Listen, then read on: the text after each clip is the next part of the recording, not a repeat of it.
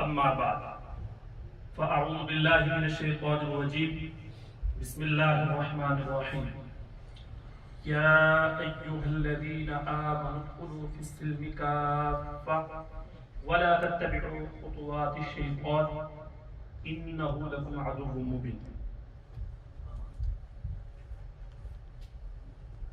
वक़ाल नबी सल्लल्लाहु अलैहि वसल्लम अत्ताजिरुस सदूक़ुल अमीन मअन नबिय्यीन वस्सिद्दीक़ीन वश्शुहदा।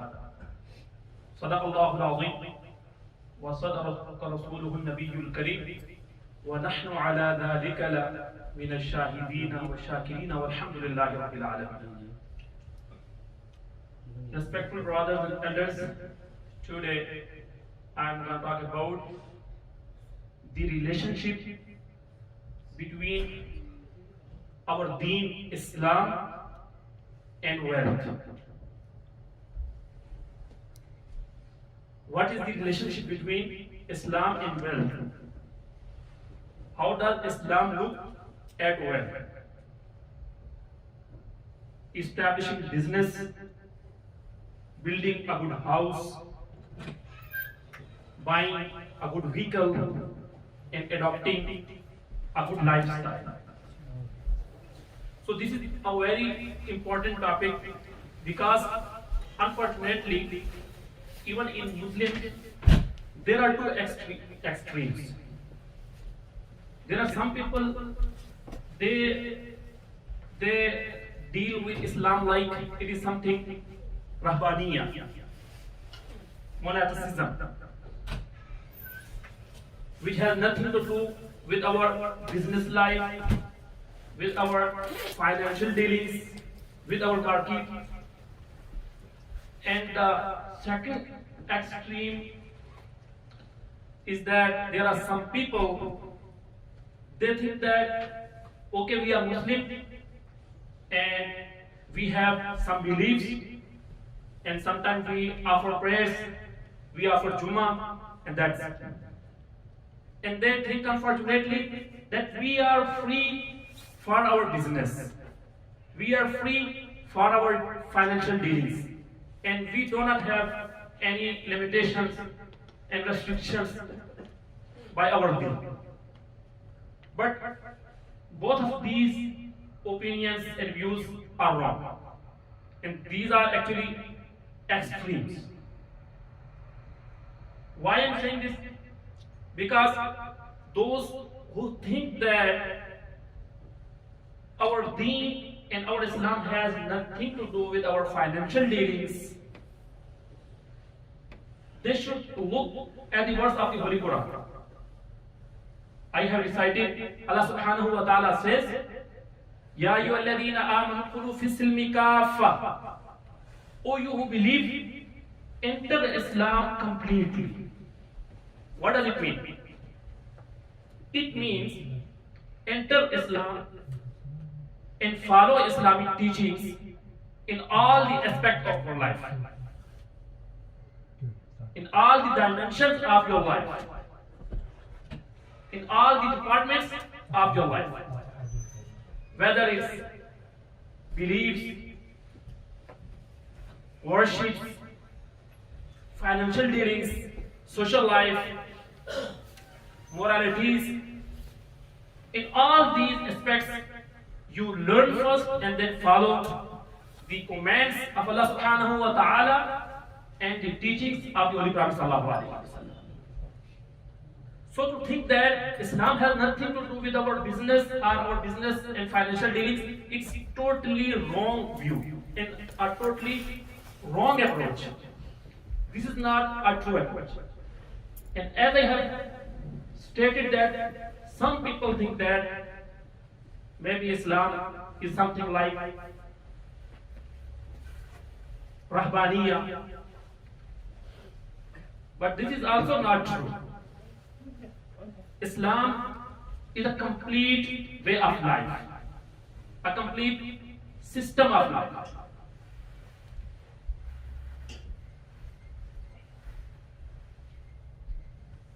And when we say that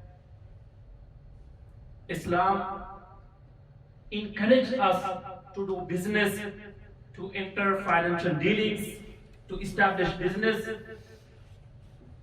Why do we say this? Because the Holy Quran says, أعوذ بالله من الشيطان الرجيم فإذا قضيت الصلاة فانتشروا في الأرض وابتغوا من فضل الله. When the Jummah prayer is over, you go to the land and seek the grace of Allah subhanahu wa ta'ala. And here, grace means rizq, income. And the Holy Prophet sallallahu alaihi wasallam says, إنك أن تذر أغنياء إنك أن تذر ورثتك أغنياء خير من أن تذرهم عالة يتكففون الناس. It would be better you leave your inheritors wealthy rather than leaving them poor, begging others. And the Holy Prophet sallallahu alaihi wasallam says in the same hadith, إنك لن تنفق نفقة تبتغي وجه الله إلا وجدت بها حتى ما تجعل في امرأتك. And whatever you spend for the sake of Allah subhanahu wa ta'ala, you will get reward for that. Even for that, what you put in your wife's mouth, you will get reward from Allah subhanahu wa ta'ala if you do it for the sake of Allah subhanahu wa ta'ala. This hadith has been narrated by Imam Bukhari rahimahullah in Sahih al-Bukhari.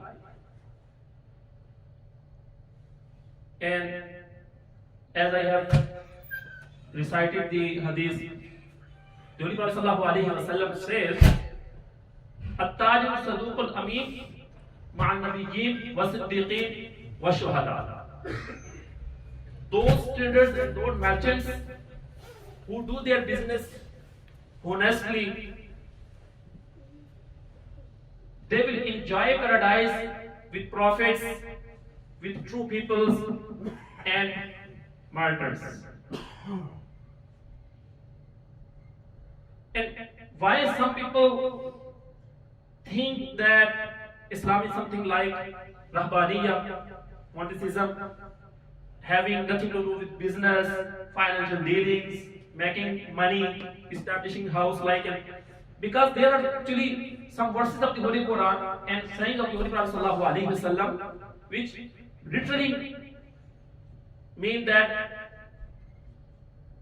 we have, as a Muslim, we are not encouraged to do business, to earn money and establishing house, for example, and buying vehicle and adopting a good lifestyle. For example, Allah subhanahu wa ta'ala says in Quran, Surah Al-Fal, وَعْلَمُوا أَنَّمَا أَمْوَالُكُمْ وَأَوْلَادُكُمْ فِتْنَةٌ. Your wealth and your children are not but a trial. Fitna, trial. But this word fitna and trial does not mean that we are not allowed to earn money, to have children. No. So the meaning of this verse and other verse, if we look at them, is that if we follow the commands of Allah subhanahu wa ta'ala and the sayings of the Holy Prophet sallallahu alaihi wasallam in our business, while establishing it and while earning money and in spending money, then this business and this money is the grace of Allah subhanahu wa ta'ala.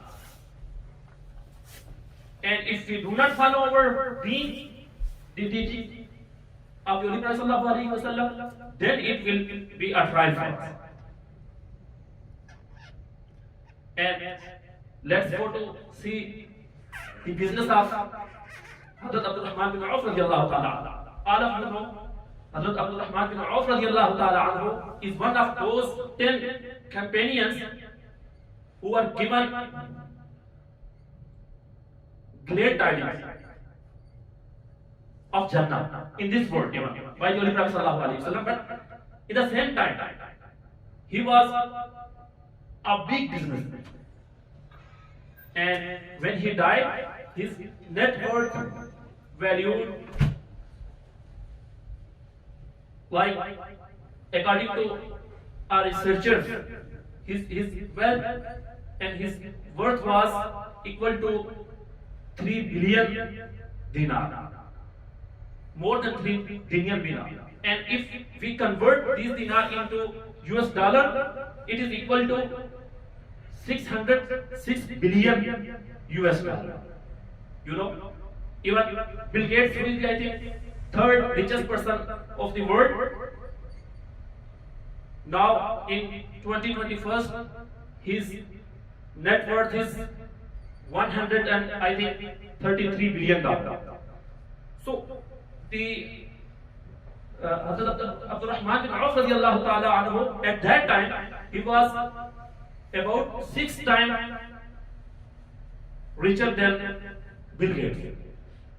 But his business and his wealth was not a trifle, but it was a grace work. Because even though he was so big businessman, but at the same time he was given great tidings by the Holy Prophet sallallahu alaihi wasallam, great tidings of paradise in this world. So the summary of today's khutbah is that our deen, our religion encourages us to do business, to earn money, to establish a good house, to have a good vehicle, and to adopt a good lifestyle. But in the same time, we have to follow the commands of Allah subhanahu wa ta'ala. We have to follow the sayings of the Holy Prophet sallallahu alaihi wasallam while doing business, while doing job, while earning money, and while spending it. I ask Allah subhanahu wa ta'ala to grant us tawfiq to learn our deen and to follow it in all the aspects of our life. Wa akhiru da'wana alhamdulillahi rabbil alamin. अगर आपको हमारी video पसंद आई है तो video को like करें, channel को subscribe करें और बेल आइकन पर ज़रूर क्लिक करें ताकि हर आने वाली वीडियो आपको बर वक्त मिलती रहे।